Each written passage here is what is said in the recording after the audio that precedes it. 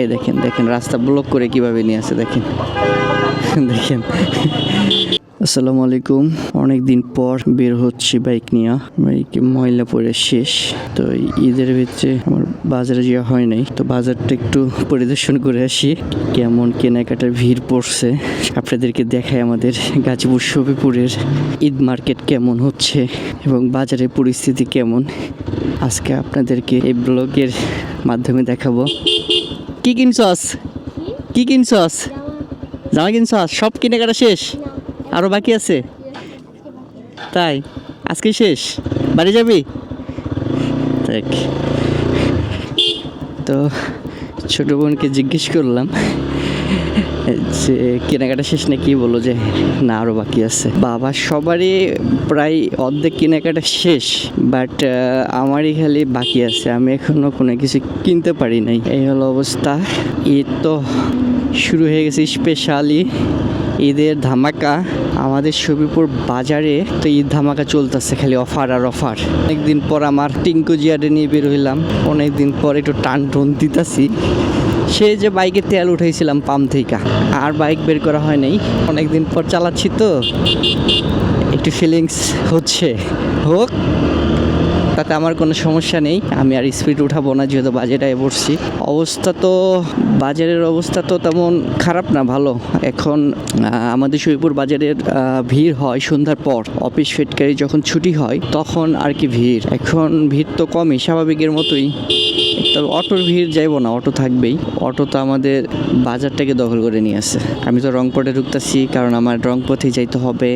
এই দেখেন দেখেন রাস্তা ব্লক করে কিভাবে নিয়ে আসে দেখেন দেখেন অটোর অবস্থা। এইটা জেনারেল হসপিটাল।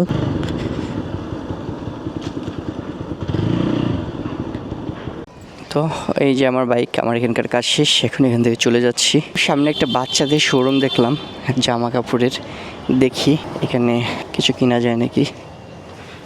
এখানে দেখলাম, পছন্দ হইল না তেমনটা। শফিপুরের শোরুমের অভাব নেই, প্রচুর পরিমাণে শোরুম। এখন চলে যাব একটু ভিতরে, বাজারের ভিতরে। দেখেন কেনাকাটার কত ইমেজ চলতেছে। রংপুরে আসলে যা হয়, এইদিকে ভিড় দেখেন, এই যে দেখেন চলছে এখন থেকেই এই অবস্থা। তাহলে বিকেলে এলে কি পা ফেলা যাব? মোটেও না, বিকেলে তো পা ফেলা যায় না, বিকেলের অবস্থাটা খুব খারাপ হয়।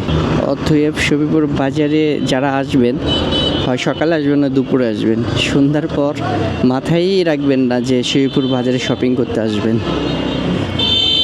দেখেন এখনই যে অবস্থা, তাহলে বিকেল হলে কি অবস্থা হবে একটু চিন্তা করে দেখেন। আমি আর ভিতরে ঢুকবো না, এখান থেকে আমি ব্যাক হয়ে যাব।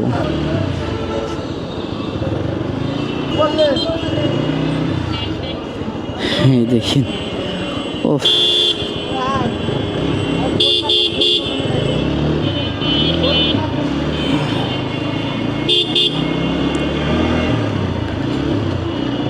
ভিতরে ঢুকতে পারলাম না, জামের যন্ত্রণায়। বাট আমি এখন চলে যাচ্ছি। আমাদের শফিপুরের আপডেট 15 তারিখের আপডেট। এটা 15 তারিখে ভিডিওটা করতেছি 2:24। এই 2:24 আপডেট এটা দেখেন। এই 2টার দিকে অবস্থা কি, তাহলে যখন 4টা-5টা বাজবে তখন কি অবস্থা হবে?